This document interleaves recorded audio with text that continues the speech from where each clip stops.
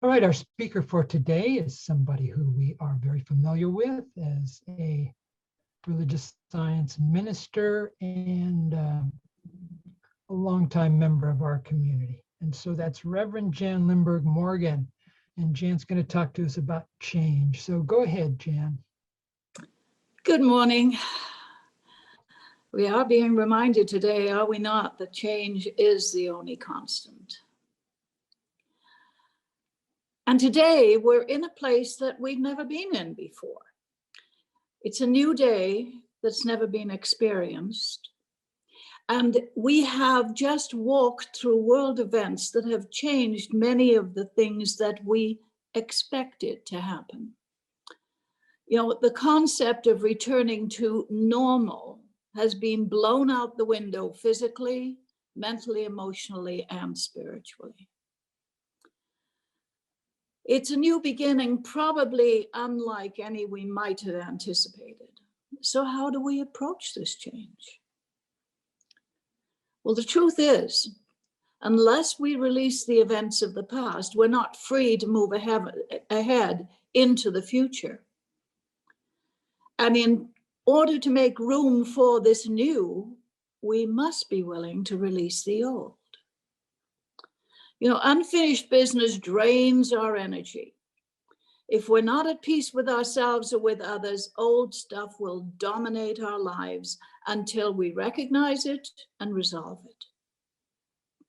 Our natural state of being is wholeness, integrity, and balance.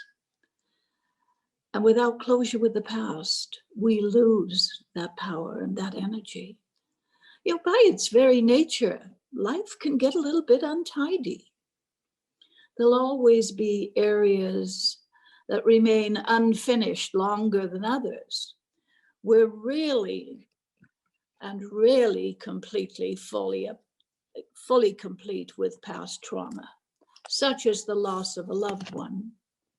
But we can substantially enhance our well-being, our energy level, and our effectiveness by bringing closure to as many areas as possible.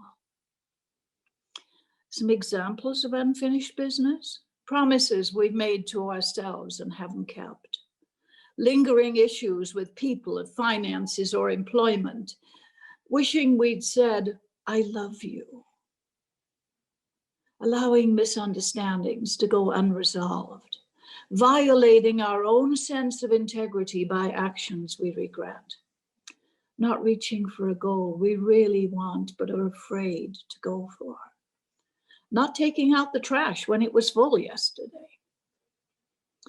You know, there are some important symptoms of unfinished business: regret, remorse, shame, anger, denial, and a sadness that doesn't dissipate.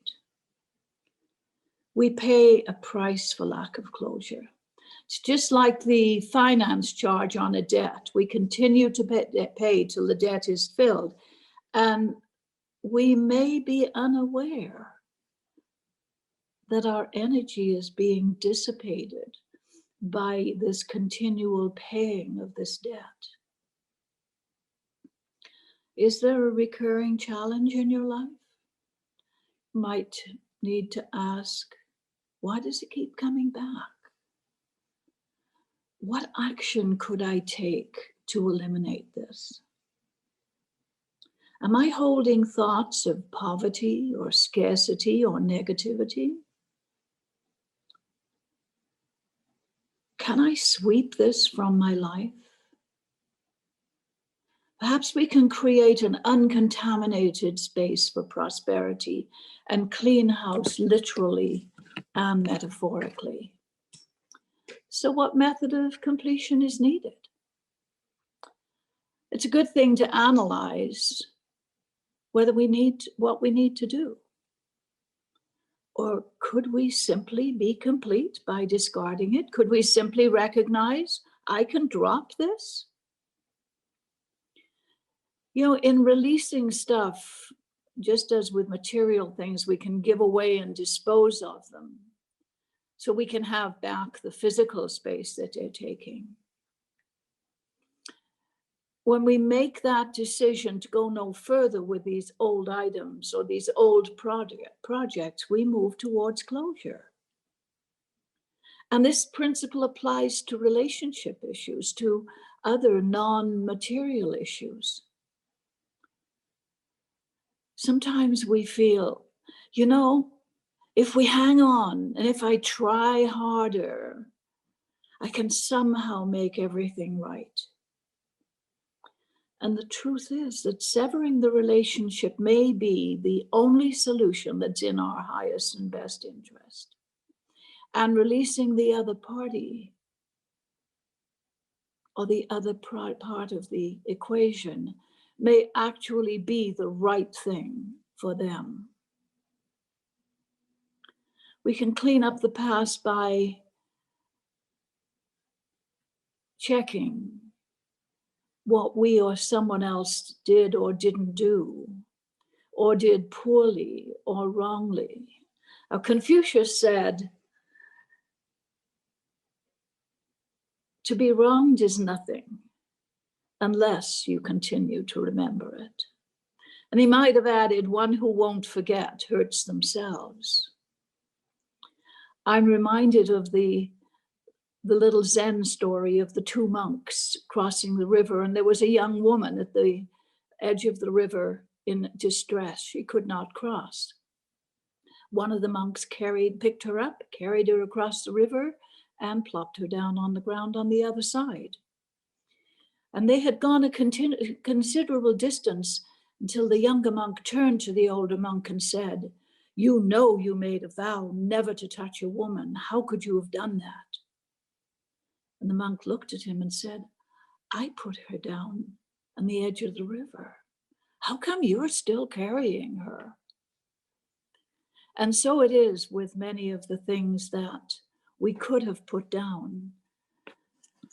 We can come to closure by forgiveness of ourselves and others. If there's a lack of good in your life, you might want to check your forgiveness work first. Excuse me, I'm messing up my setup. I'll forgive myself for that. Do your forgiveness work on a daily basis. Be complete at the end of each day, so you won't have to go back to it.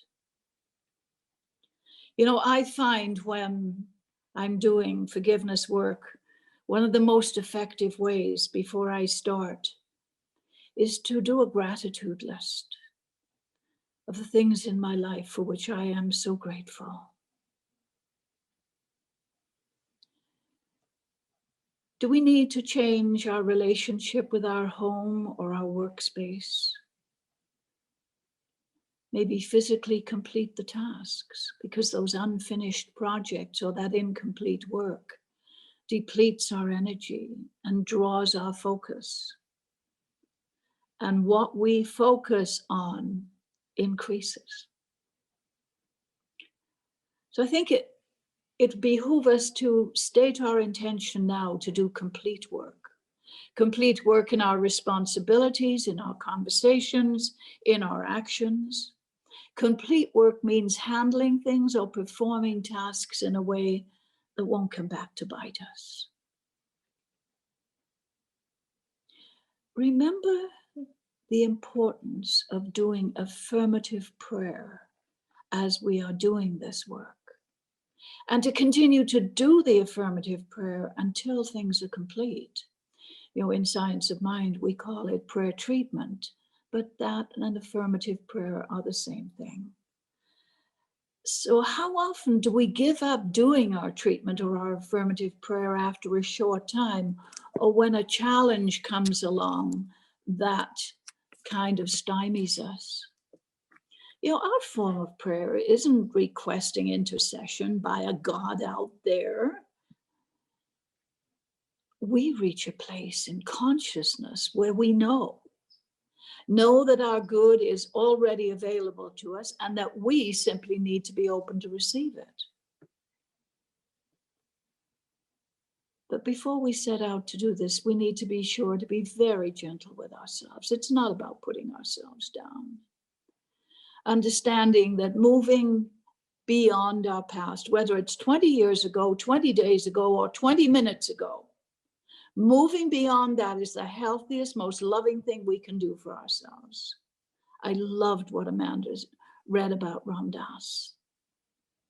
He exemplified this and said it so much better than I can. But as we do that healthy, loving thing for ourselves, it frees up our energy for the things we want to accomplish in the present and in the future. You know, we live in a universe of free will and intention creates. And the intent with which we move into the future is very important. I'd like to share a story with you now about a friend, a very good friend of mine. We've been friends for a long time. She moved away from California several years ago and moved back to her home state to be closer to family. And she had plans for increasing her income and expanding her prosperity. But somehow her new plans weren't working out. Her income was not growing according to the plan of how it should. And things seemed to be blocked and she was not moving forward. And in one of our conversations, she asked me if I would do an affirmative prayer treatment for her. If I would write one for her, not only do one for her, but write one for her that she could use. And I sent her the treatment and she started each day reading it. And she repeated it 2 or 3 times more during the day. However, she didn't just sit and wait for results. You know, we're told when we do treatment to treat and move our feet. And she did that. She did whatever it was that was available for her that she was inspired to do. And things started to break loose. And they continued to flow. And in that treatment, I included these statements. As I open to guidance, I am guided clearly and directly. As I open to wisdom, all I need to know is revealed to me. As I open to love and light, they envelop me. As I open to prosperity, my good materializes heaped up and running over. Thank you, thank you, thank you. And over a period of weeks, significant change occurred in her circumstances. And as of my conversation with her yesterday, they're continuing to change. I sent her the treatment on August the 31st. On October 3rd, she told me this story. The previous week, she had spent the day with her son and his wife, and she had told them about the events of September and the treatment she had been doing. Now, they were not believers in the power of prayer, but they shared with her their own frustration with an investment plan that wasn't moving forward. So she shared her prayer treatment with them.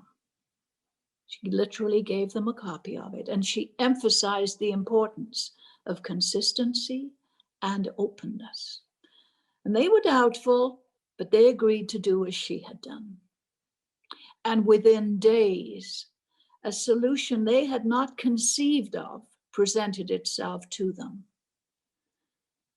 And the doubters were convinced.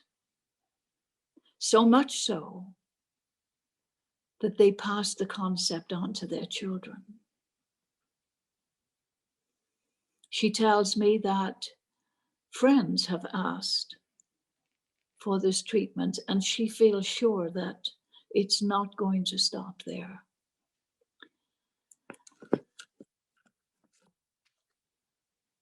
Albert Einstein said the definition of insanity is doing the same thing over and over again and expecting different results.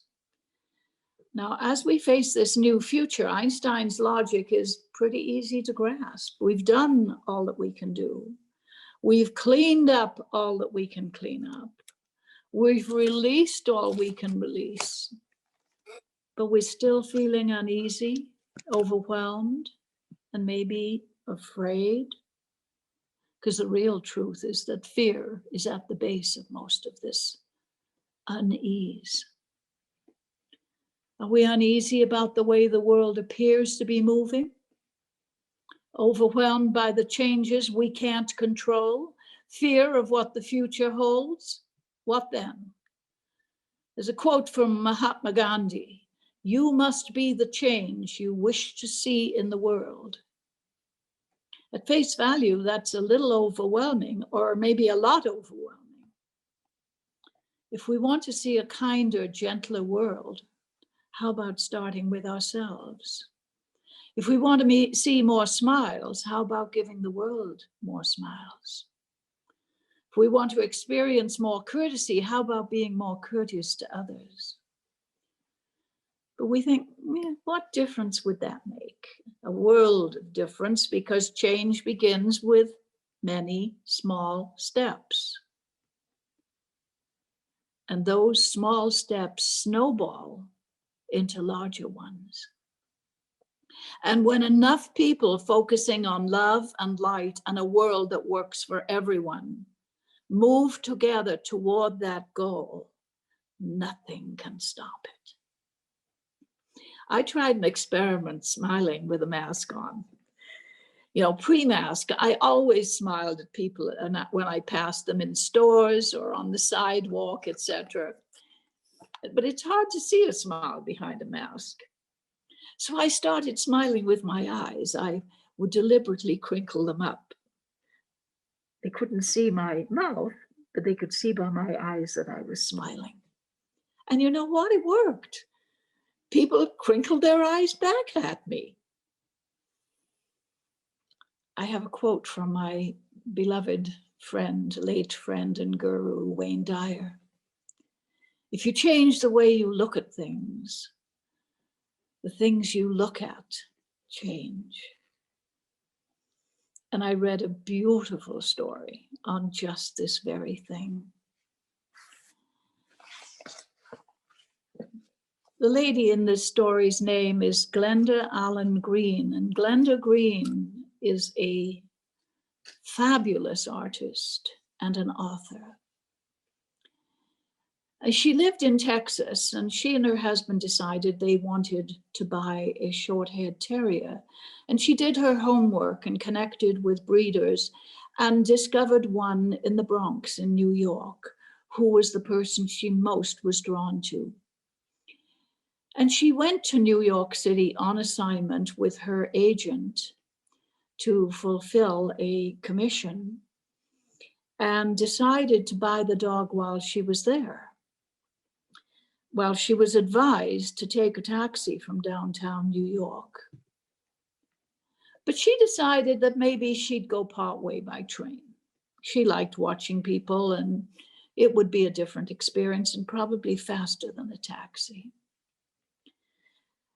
Well, the stop before the Bronx, the train emptied and nobody else got on. She could see through to the car behind and the car in front of the one she was in. She was the only person in 3 cars. At the first Bronx stop, 6 boys got on, 6 apparent thugs, and they stopped at the door to gently drop empty wallets onto the track below the train. And fear filled her, and a voice inside said, "Be still. I've got this." The boys came and sat around her, 2 across from her and 2 on each side. And after what seemed like an hour, but was only a matter of seconds, she said, "Hi. Where are you from?" She was shocked by how deep and drawling her voice was. "I'm from Texas." "Where you going?" "To get my puppy." And they seemed to relax into being boys as they talked about puppies. "Why are you in New York?" I'm an artist and I'm fulfilling a commission. I'm an artist too, one of them said, pounding his chest. Oh, where is your work, she asked, and he pointed to the graffiti on the buildings that the train was running past. He said, I did a lot of that. And she said, wow, do you know what most artists would give to be able to have their art displayed like that? One of them asked, do you have any pictures of your art? And she pulled out her wallet and then realized what she had done, but went right ahead and pulled out the pictures and handed them over to the boys. The boy, the graffiti artist, said, would you give me lessons? She said, if I stay in New York long enough, yes. And an older boy looked at her and said, you know, you shouldn't be here. It's not safe for you. Where I come from in Texas, most every place is safe.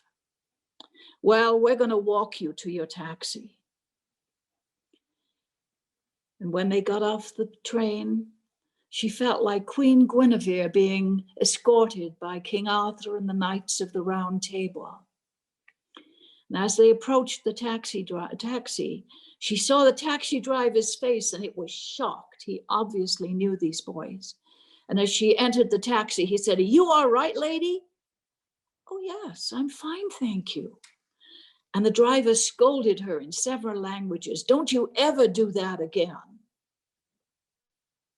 She never saw the boys again, but they left a warm, loving memory in her heart.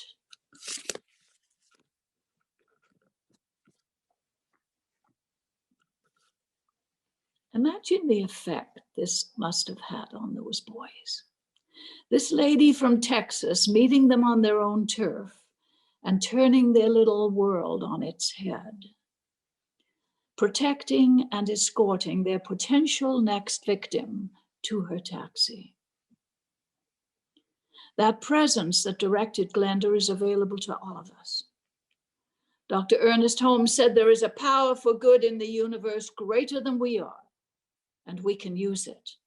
I believe we do use it constantly. It's the very essence of our beings. When we use it consciously and deliberately, changes bordering on miraculous occur. The master teacher introduced the Lord's Prayer in Aramaic, a very difficult language to translate into English because it wasn't a written language. We're all familiar, or most of us are familiar, with the traditional Lord's Prayer, which is one of supplication and making ourselves small. But the Aramaic Lord's Prayer doesn't do that. And so I'm going to close my talk with the Master Teacher's Aramaic Lord's Prayer. O cosmic birther of all radiance and vibration, soften the ground of our being and carve out a space within us where your presence can abide. Fill us with your creativity so we may be empowered to bear the fruit of your mission. Let each of our actions bear fruit in accordance with our desire. Endow us with the wisdom to produce and share what each being needs to grow and flourish. Untie the tangled threads of destiny that bind us as we release others from the entanglement of past mistakes.